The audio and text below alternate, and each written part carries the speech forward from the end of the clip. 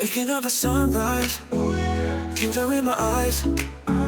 Hustle every day, girl, you're on your way. This isn't about looking the part. It's about making it. Breaking through the wall. Welcome to the making of a female CEO, where power, grit, and purpose collide. Thanks for joining us. Today, we are with A. Noel Jackson, a powerhouse redefining Hollywood's narrative. As a founder and CEO of the Fearless Actress Company, she champions unapologetic Black women and women of color who refuse to be sidelined.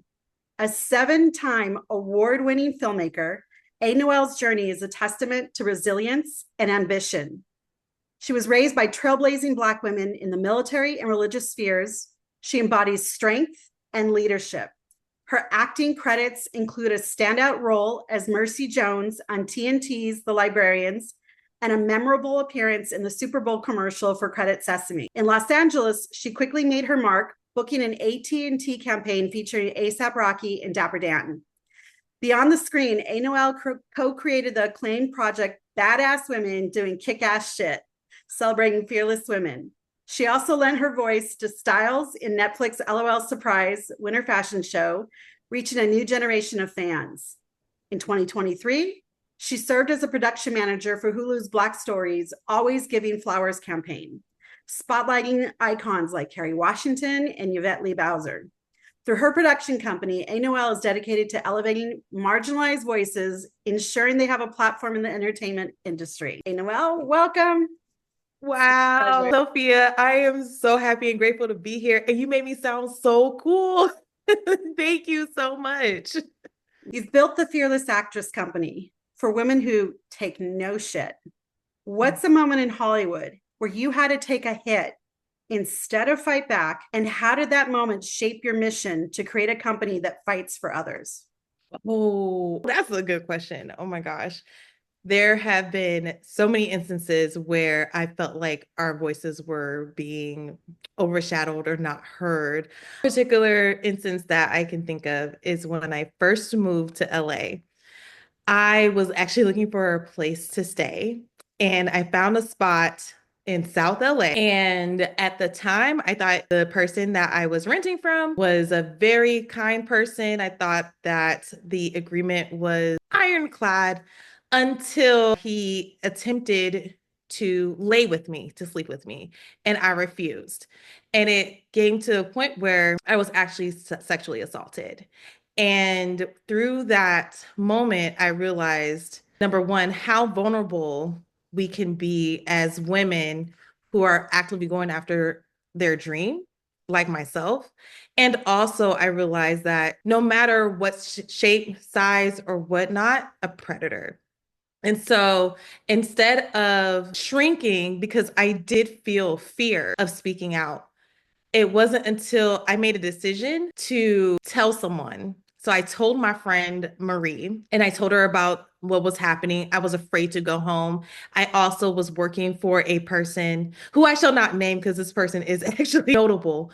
I was working for a theater company under this person who was also very abusive in the professional space. And so I couldn't go home and I couldn't go to work without feeling dread. I spoke up and I told one of my good friends who allowed me to stay with her until I found my own place. And then I was, of course, able to do so. So why do I speak? I speak because knowing how it feels to be victimized made me a warrior. So when I knew that it can happen to me, I knew it can happen to anybody. I started my company not only to create a space for strong Black women and women of color to use their voice, I wanted us to champion from our pain into power. And so speaking up about everything that we go through, from racism, being treated unfairly, that is why I speak for women. And creating the production company and using that as my platform I've been able to speak to young kids all around the United States and prayerfully the world. I've been able to teach young kids how to navigate Hollywood safely. That is my platform. Just to make sure that if they are going after their dream, just like I did, they can do it in a safe and practical way instead of going into pitfalls that they don't necessarily have to. Thank you for your vulnerability and for talking about something that is rampant in Hollywood, that was probably the epicenter of the Me Too movement. One of the most underreported sexual assault classes is women of a higher monetary educational level, executive level of our level. And a similar situation, I was also sexually assaulted by someone that I knew and trusted and knew for almost 30 years. There's very little places for us to run to where there isn't a possibly catastrophic result if we were to release the information, or take charges or go further in the system. Thank you for shedding that and for bringing it to light. And from one to another, I'm so sorry you had to deal with that. For women out there, you're probably thinking, like, how do badass women get in situations like that? Yeah, it happens. Like she said, if it hadn't happened to us, imagine the ones that don't have a voice, that don't have the monetary means to remove themselves from that situation, to get mental health afterwards. Thank you for bringing that up. Thank you. It is incredibly important to speak up and have a safe friend to go to. And I don't know where I would be if I didn't speak to Marie. And we're still friends to this day. She's one of my best friends. And when we think about sexual assault, or when we think about that type of dynamic, we think, well, how is that possible? As you said, that happens to this person, but she's a badass. We're human. We're human. And people, unfortunately, have a choice. They choose to assert power in their certain ways, and sometimes it's not in the most favorable light. It's sometimes they do choose darkness.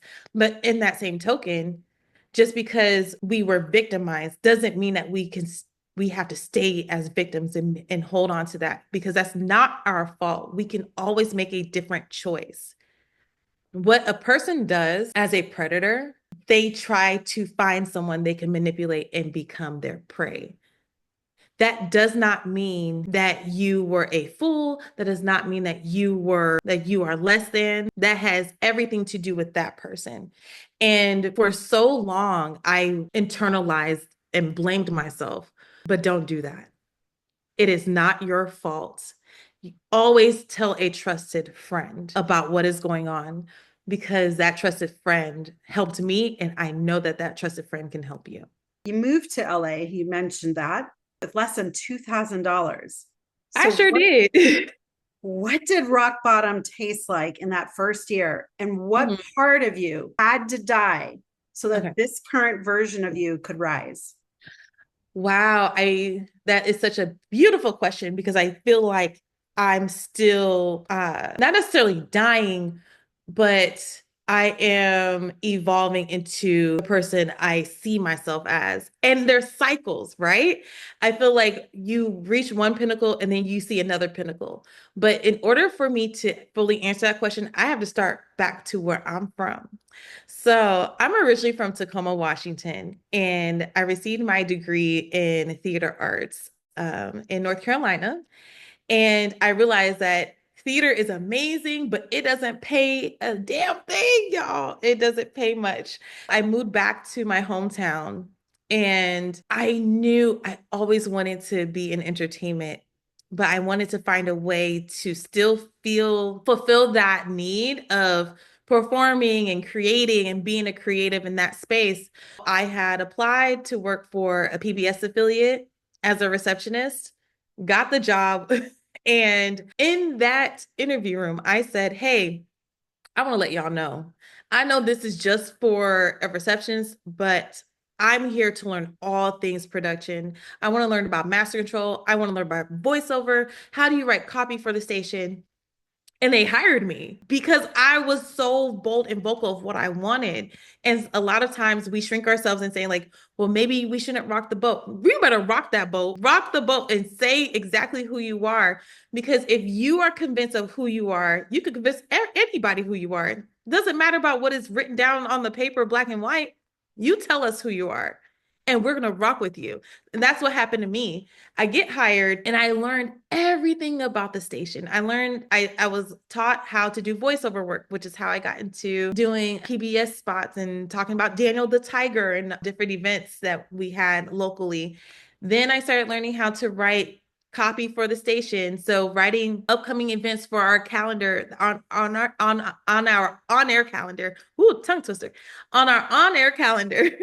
Then I went from that to learning how the Nielsen system works. And for those who don't know what the Nielsen system is, it's how we determine if a show is successful or not. There's a specific point system that's used in TV. I learned that, learned how master control works.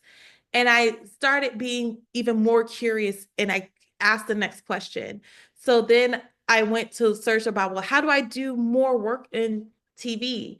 I did a Google search and found out about being a production assistant. I said, what's that? Then I started learning about how that's the entry level way to get into film and TV and commercials.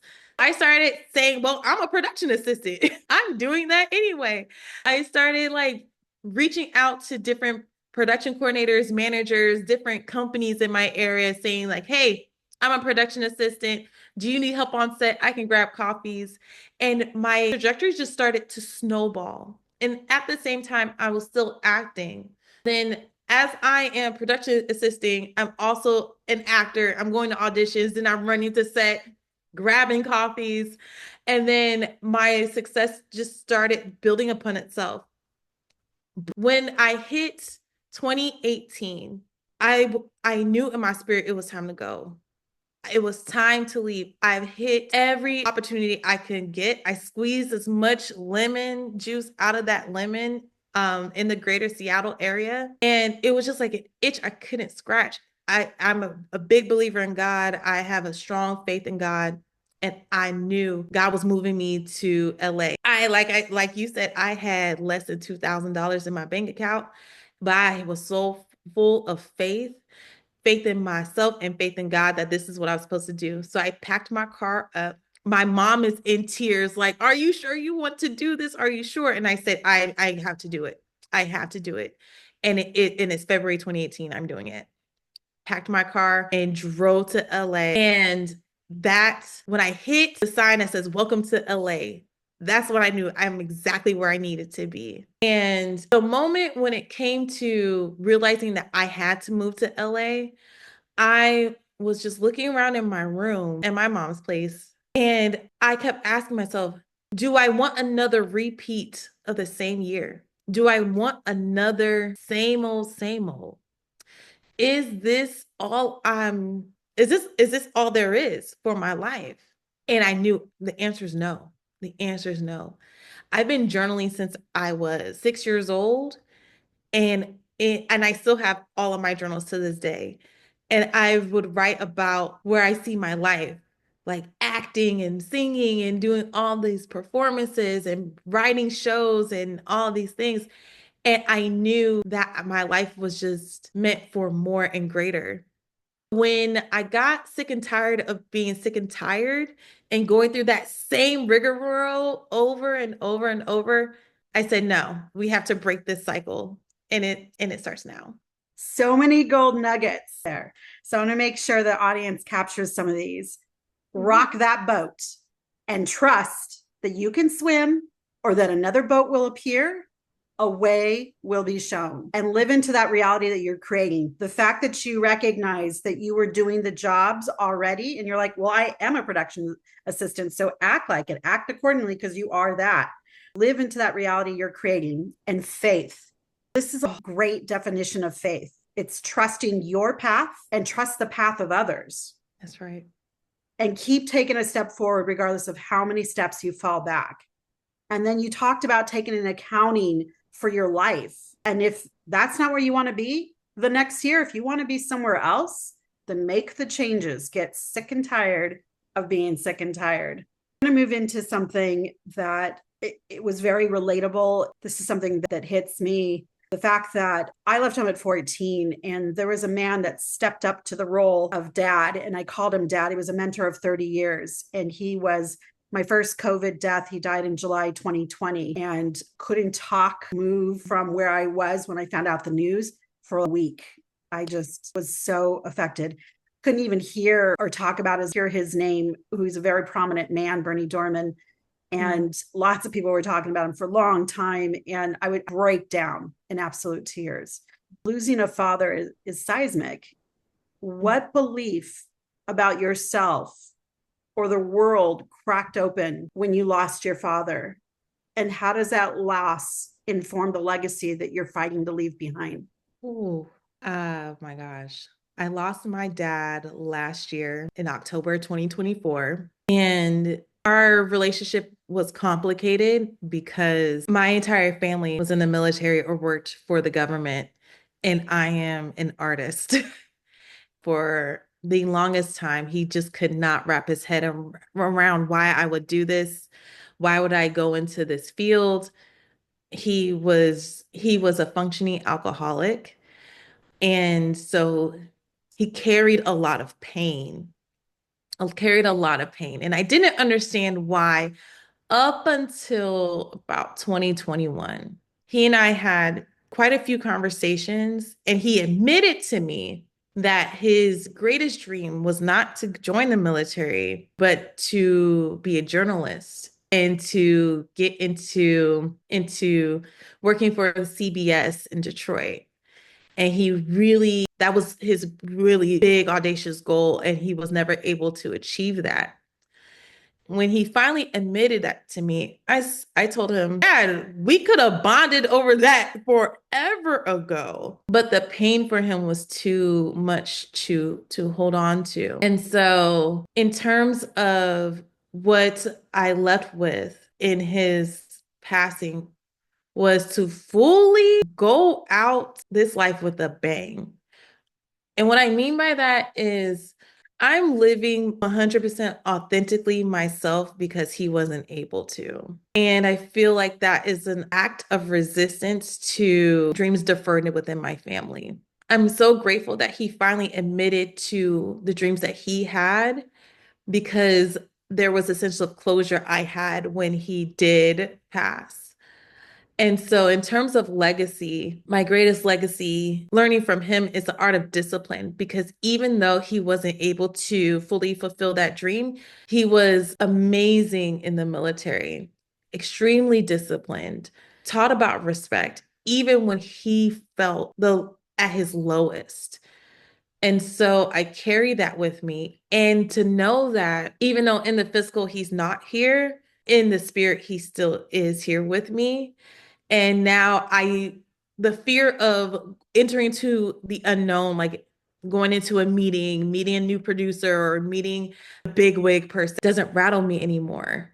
I don't have that nervousness like I used to, because I feel like it is my duty to carry on that legacy that he wasn't able to fulfill. On top of that, I know we're talking about my dad, but having a long line of people in my life that had a dream deferred has been, it's echoed on my journey. My maternal great grandmother also dreamed of being a screenwriter in Hollywood. And our family legend is that she was friends with Cecil B. DeMille. He's one of the most prolific producers of our 20th century, created the Ten Commandments epics, and all the biblical films. And he wanted her to create another biblical epic. And she, of course, wrote longhand because there was no computers in that time.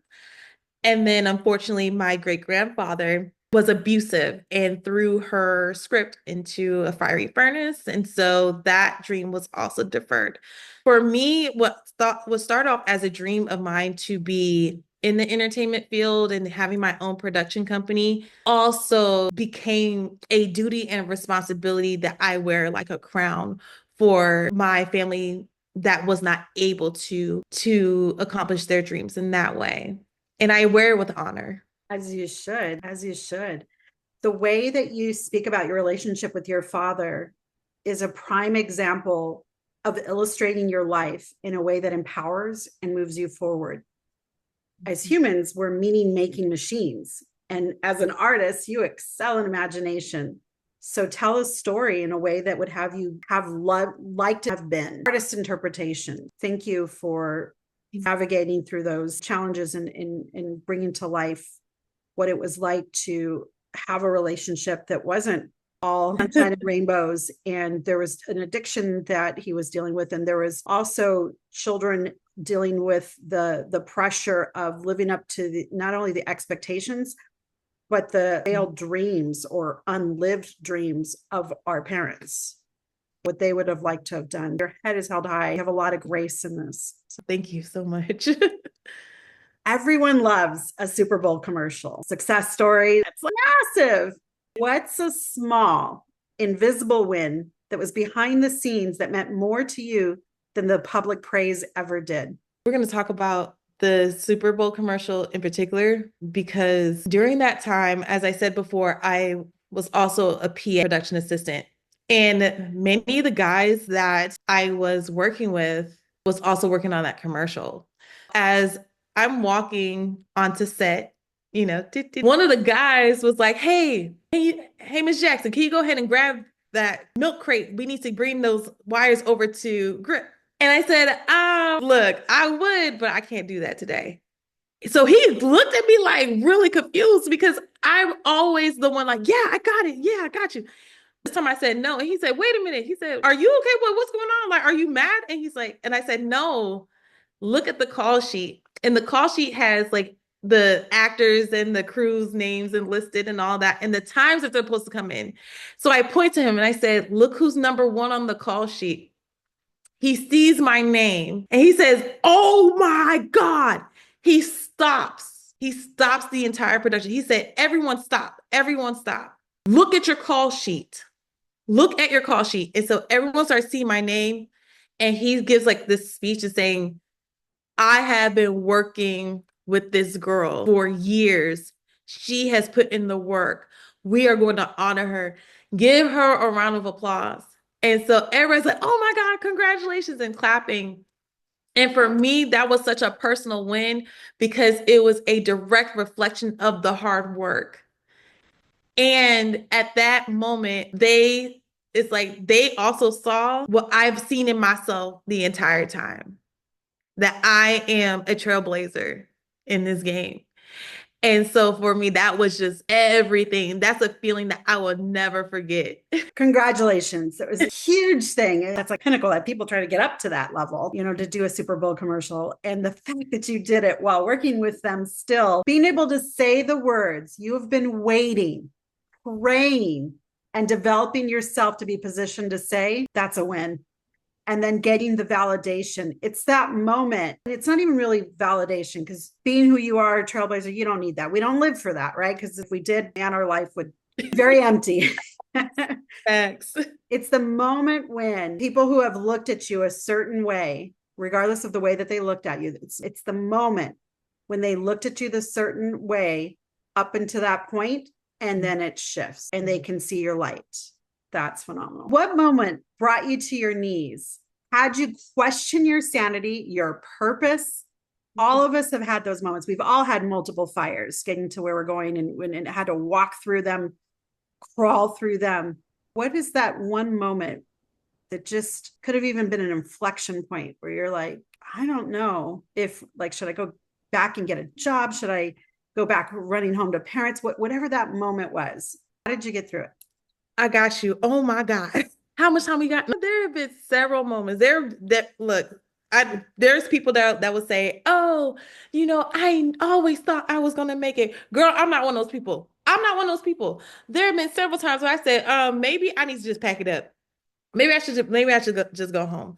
There have been several times. And I feel like maybe some of those people really do mean that, oh no, I always knew. I did not know. That's why I rely on faith. This one particular instance happened during COVID, when everything was shut down. Nobody was working. At the time I was living with roommates. We were in a roach-infested apartment in the Valley in LA. We barely had food. And I'm sitting here really questioning. I'm like, is this it? Am I done? I'm not getting any auditions. Nothing is happening. I'm barely making it back into these casting rooms to even be seen as an actor. Nothing's happening. And one day I'm talking to one of my friends on the phone, my friend Whitney, and we are just so frustrated in trying to figure out what to do. And she was saying, like, I'm so tired of being looked over. I'm so tired of the no's. Why can't we be these dynamic actors that throw punches, that are seen as strong and beautiful? Why can't we be in the forefront? Why? Why? And then something snapped at me. I said, you know what? Who said that we can't? Who said we can't blaze our own trail? Who said that we can't be in front of the camera? Who said that we can't be producing our own content? Who said that? I don't care what it's looking like outside. Who said that we can't do it? And she was like, I don't know. I said, you know what? I said, bump all that. I said, I'll be right back with you. I hang up from her. And that is when I write my short film Outlaws, which is about two vigilante women who go to their favorite bar and then they're accosted by undercover cops. And I wrote it within 24 hours. I sent it to her and I said, what about this? And she was like, this is incredible. And I said, we're doing it. So she's like, are you sure? I said, yeah, we're shooting it. We're going to do it. And we did. So what we did is once things started opening up, the world started getting back to normal. In 2021, we shot our first short film called Outlaws, which is on my YouTube channel right now. And not only do I have that, I expanded it into a series. I wrote out the pilot and I am currently working on the graphic novel for it right now. All because of that adversity of seemingly nothing happening. And a lot of times, especially like when you are in this type of field, we're like wanting to figure out the next step. We're trying to see like, well, who's going to open the door? I said, man, forget the door. How about I just blast it and build my own door and walk through it? How about I do that? How about instead of begging for a seat at the table, I can just build the table in the kitchen, in the living room, and go so on and so forth. And with my short, I was so excited because I acted, directed, wrote out the script, found my friends who could do the production stuff like the lights and the sound and all of that. And we shot it for like next to nothing because we called other people that were having that same angst that saying like, we just want to do something cool. We just want to do something cool and meaningful. And so it was like lightning in a bottle and we were able to do it.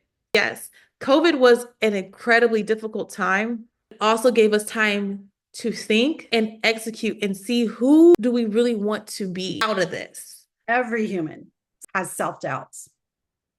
We all hear that voice, that one that justifies, well, you can eat a gallon of ice cream at midnight, the one that says you need a break and should binge watch for 12 hours straight.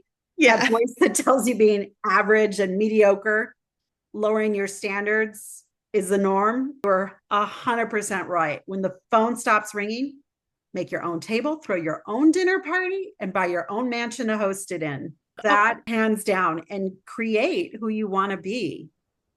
Did you know what you always wanted to be? Did you know that you wanted to be a filmmaker, an actress, and a bomb-ass CEO? Absolutely.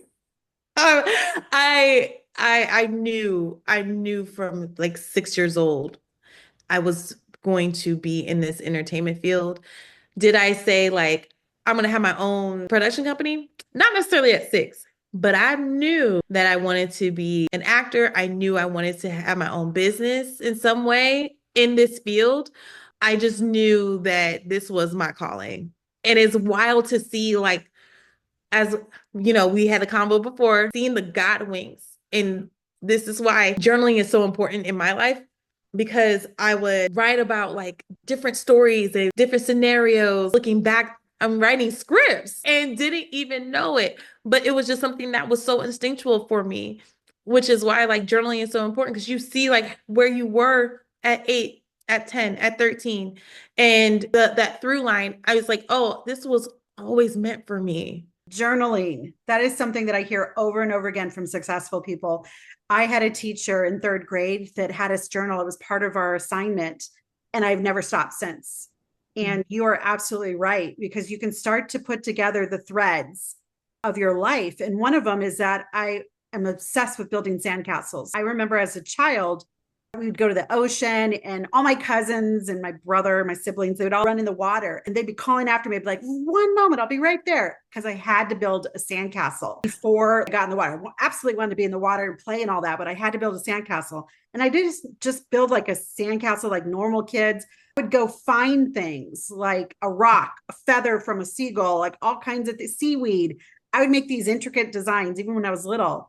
Fast forward to years later, I was smart city real estate development.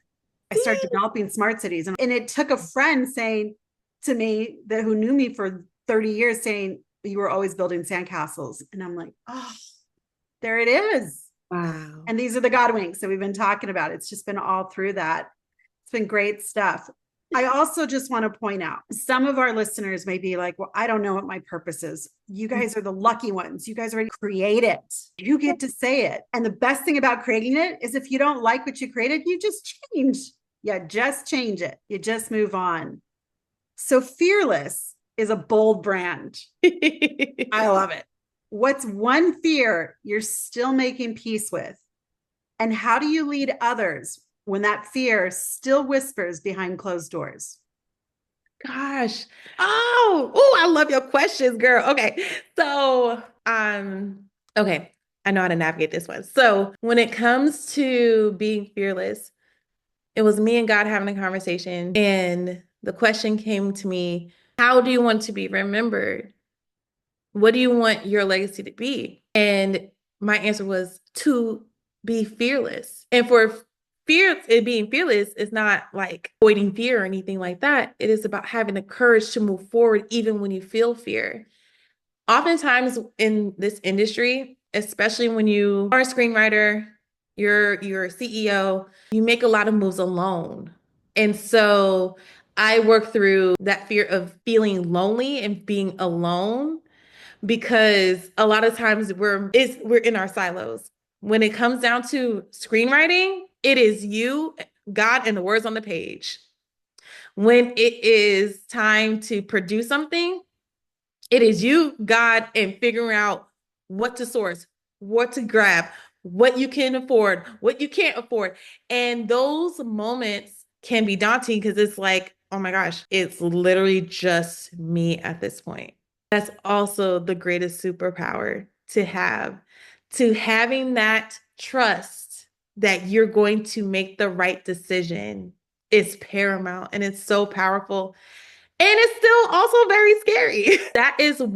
That's one fear of mine that I consistently grow from, because what ends up happening is you get to the side where you have a completed script, then it's time to invite the people, your potential castmates, to read the script. And then it starts becoming more team-based. But in the very, very beginning, it is just you and that dream and God. And that can feel very daunting. But that's where your magic is. And that's where the most powerful moments happen.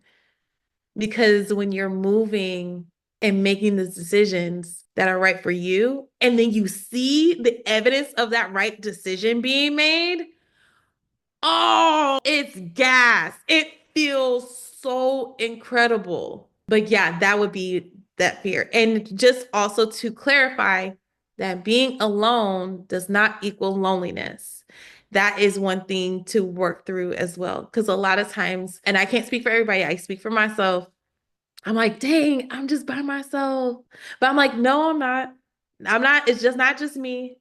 It's the power of God within me. And even standing on my own 2 feet, I have all my ancestors behind me rooting for me. I have my dad rooting for me. I have my great grandmother rooting for me. Because in this space, I know that I'm breaking generational curses.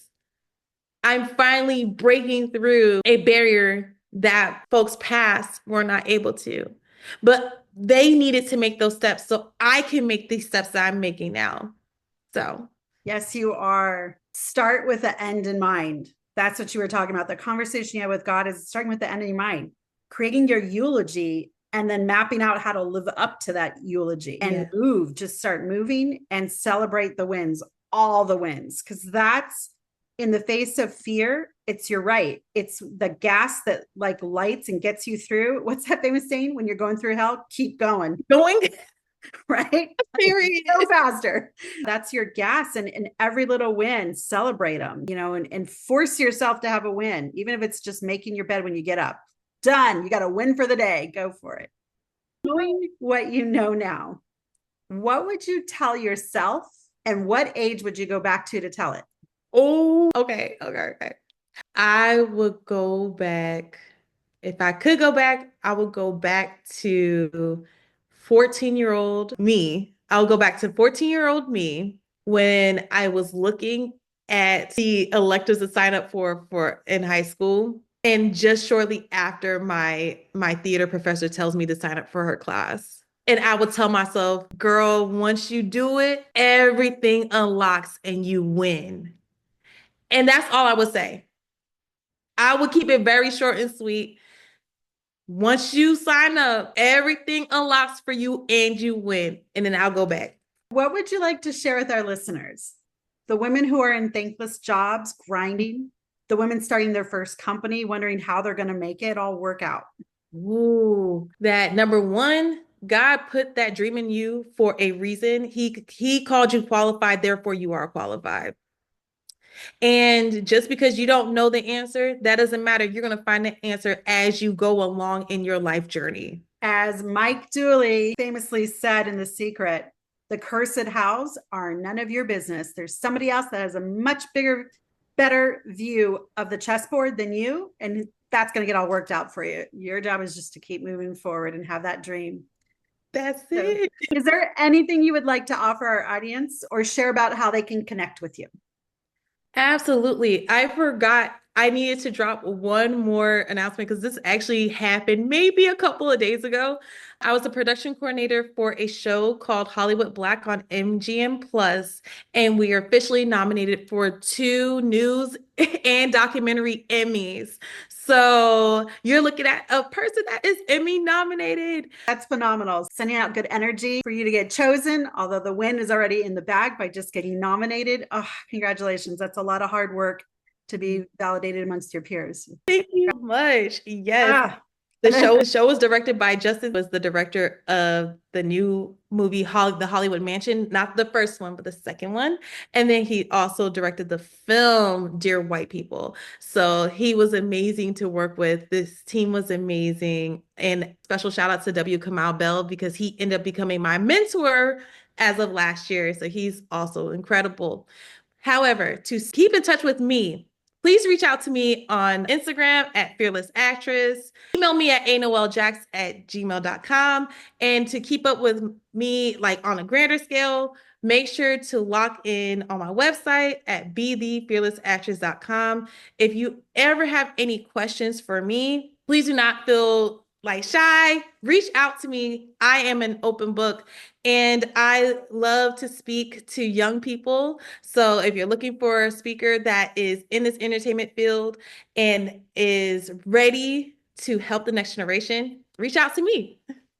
Thank you. And all her links will be down below, guys. It is such a pleasure. Noelle, I am just super excited for all of the wins that are going to be coming your way and watching your star rise even further. Thank you for being on the making of a female CEO. Thanks so much. This was such a joy, Sophia. Hope to be back very soon. Waking up at sunrise, tears are in my eyes. Hustle every day, girl, you're on your way.